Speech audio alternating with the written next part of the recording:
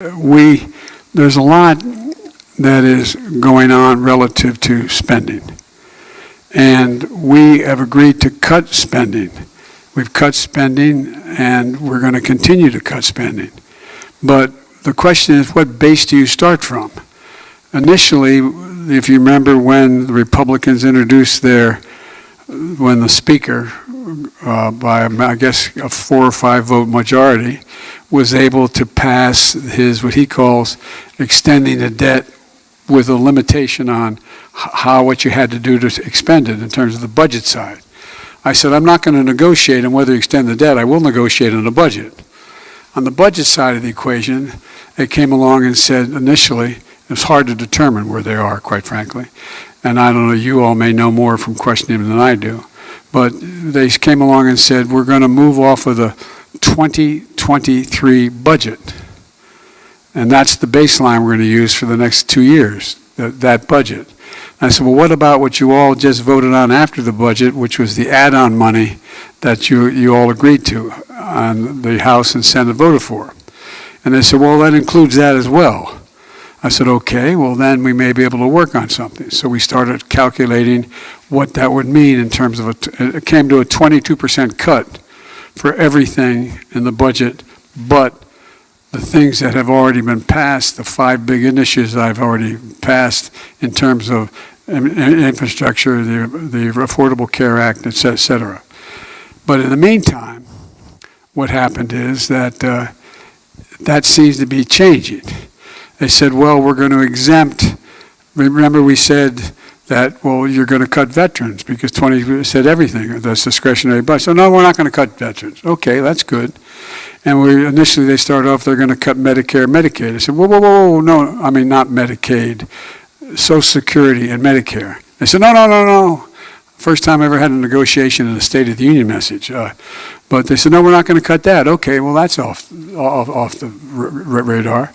What else is off the radar? And they named some other things. And I said, well, that means if you want to get the number you wanted from freezing the budget at 2023 plus the additions you added, then it means you're going to go from 22%, you're going to end up cutting 30% or 35% discretionary budget. For example, if you calculate what they're talking about, they're going to lose 100,000 teachers and assistants. They're going to lose thousands of police officers across the board. I mean, just calculate what it means if you take all discretionary spending and you make no distinctions other than what the percentage number of the cut is. And some of it makes absolutely no sense at all. And so what we've done is we're going to have to sit down. I'm hoping that Speaker McCarthy is just waiting to negotiate with me. Whoa, friends. I have surprising news to share with you this Monday morning. Inflation relief checks are in the process of being considered right now. The White House is eager to reach a deal, with President Biden renewing a push for direct monthly payments, and billions of dollars may be allocated towards a new program that would provide $2,000 checks to many Americans. My dearest friends, please make sure that you watch until the end of this video for all of the details. To say thank you for being part of this community, I will be announcing more winners for the Walmart gift card giveaway this coming Friday. If you would like to enter the weekly giveaway, my friends, all you have to do is click and like several of my videos and then comment below the keyword of each video that you watch. The more videos that you watch and then comment on, the greater your chances, friends, of winning the giveaways. President Biden has released his 2024 fiscal year budget for the government. Biden is proposing lots of tax hikes on upper-income individuals and corporations. But Biden is also calling for bigger tax credits for families, including reinstating the 2021 expansions to the popular child tax credit.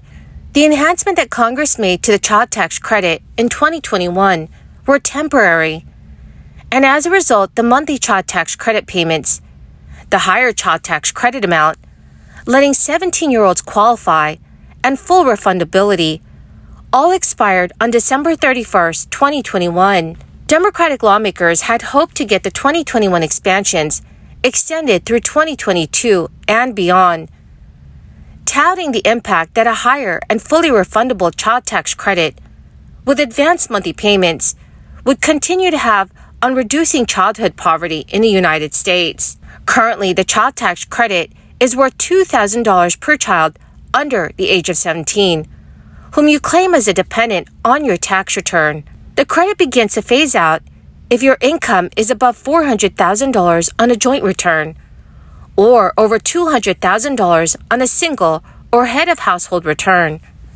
It is important to note that the White House has privately signaled to Democrats that it would support a compromise deal to revive the expanded child tax credit, even if it includes work requirements it once opposed. A remarkable shift for an administration that has resisted applying such conditions to anti-poverty programs, and it reflects a growing urgency within the administration to salvage a policy that ranks among President Biden's signature achievements. Democratic Senator Joe Manchin has demanded work requirements and means testing to be applied to the program. But until now, Biden has dismissed calls to tie payments to employment, insisting that families should be eligible for the benefits regardless of their earnings. The White House has watched its early progress on child poverty fade. Nearly 4 million kids slipped back into poverty when the expanded benefits expired. The discussions over reviving the expanded child tax credit are still in the early stages, and many lawmakers have yet to hammer out the specifics of the package. Republicans' main proposal for an expanded child tax credit would increase the credit to $3,000 per child and would allow 17-year-olds to qualify. Under this proposal, the child tax credit would only be available to working parents. A family would need to have $10,000 or more in earned income to receive the full benefits of the proposed child tax credit, with families earning less than $10,000 receiving a benefit proportionate to their earnings. So, dear friends, what are your thoughts on all of this? Please let me know what your thoughts are in the comments section below. But many states are also working on approving more relief for their residents. Lawmakers are pushing to expand Maine's child tax credit program to assist low-income families in what advocates argue would be a crucial step towards reducing poverty in the state of Maine. The bill would replace the state's existing dependent tax credit with a new program and increase the credit amount to $350 per dependent from $300. Once passed, the bill would reduce childhood poverty by over 12%, lifting 3,500 low-income kids out of severe economic hardship. The state of New York's $229 billion final state budget has also recently passed. The budget expands the child tax credit to children under the age of 4. The child tax credit in New York State previously was only available to children 5 and up. Inclusion of the measure in the budget would come as New York has sought to bolster support for families, including measures meant to expand child care programs through more funding.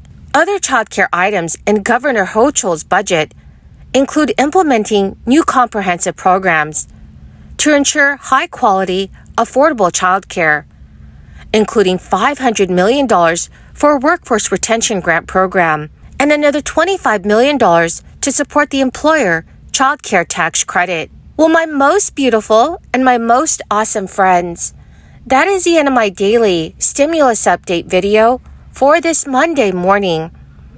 Thank you, dearest friends, for joining me here and for being part of this community.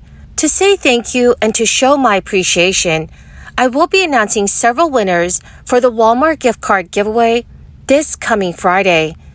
If you would like to enter the weekly giveaway, my dear friends, all you have to do is click and like several of my videos and then comment below the keyword of each video that you watch. The more videos that you watch and then comment on, the greater your chances, friends, of winning the giveaways. Thank you and have a wonderful and very blessed week.